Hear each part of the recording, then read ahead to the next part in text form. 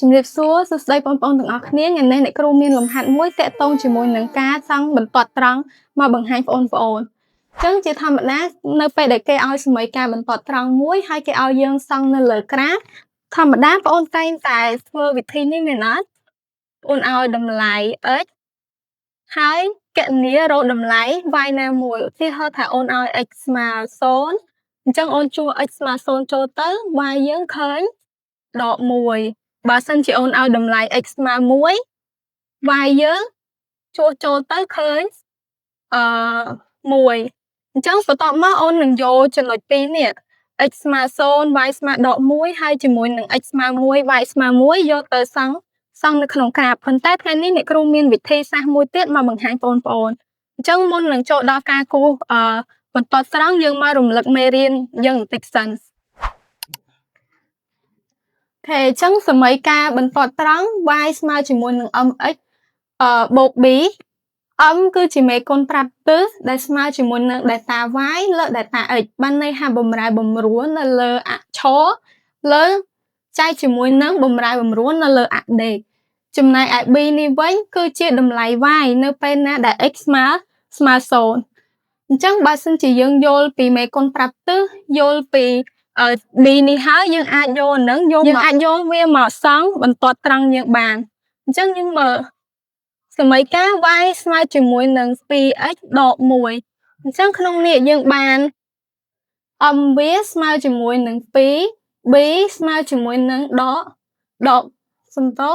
b ស្មើជាមួយនឹងដក1អញ្ចឹងអូនដឹងស្រាប់ហើយ b ស្មើនឹងដក1នេះបានន័យថានៅពេលដែល x ស្មើ0 y យើងស្មើជាមួយនឹងដក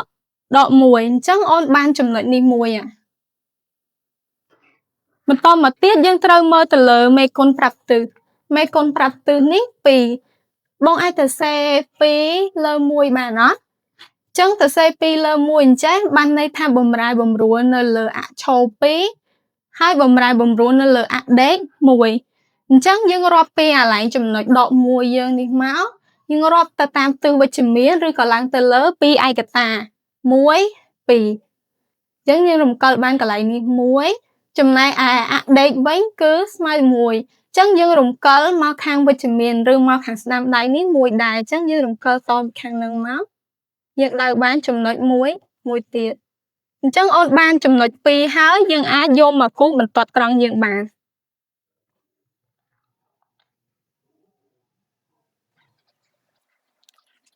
អូខេអញ្ចឹងចំពោះឧទាហរណ៍មួយទៀត y ស្មើជាមួយនឹងដក3លើ 4x បូក1អញ្ចឹងក្នុងនេះមេគុណប្រាប់ទិសឬក៏ m របស់វាស្មើជាមួយនឹងដក3លើ4 b របស់យើងស្មើជាមួយនឹង1អញ្ចឹងយើងមើល b ស្មើ1នៅកន្លែងណាគឺនៅត្រង់ x ស្មើ0 y ស្មើ1អញ្ចឹងយើងបានចំណុចនេះមួយមេគុណប្រាប់ទិសដក3លើ4អញ្ចឹងដក3លើ4នេះអូនដឹងស្រាប់ហើយយើងអាចទៅសេបានពីរបៀបថែមទៀតមែនអត់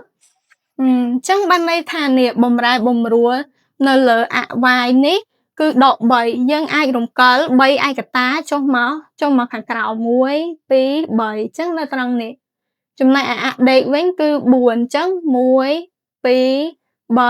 4យើងបានចំណុចមួយទៀតនៅត្រង់នេះអញ្ចឹងយើងអាចគូសបន្ទាត់បានហើយធម្មតាតែមានចំណុចចាប់ពី2ឡើងទៅយើងអាចគូសបានហើយមែនអត់ប៉ុន្តែបើសិនជាបងចង់បានចំណុចមួយទៀតឥឡូវយើងមើលបើសិនជាយើងយក3លើជាមួយដក4វិញអញ្ចឹងបានន័យថាចាប់ពីកន្លែងចំណុច1នេះយើងរំកិលឡើងទៅលើ3ឯកតា1 2 3ចំណែកដក4យើងរំកិលមកខាងអវិជ្ជមាន4អញ្ចឹង1 2 3 4គឺនៅត្រង់នេះអញ្ចឹងយើងបានចំណុចទាំង3ហ្នឹងយើងគូសបន្ទាត់ត្រង់យើងបានចឹងលំហាត់របស់យើងគឺចាប់ទៅត្រឹមនឹងឯងបើបងប្អូនមានចម្ងល់អីអាច comment សួរនៅខាងក្រោមបានអរគុណជម្រាបលា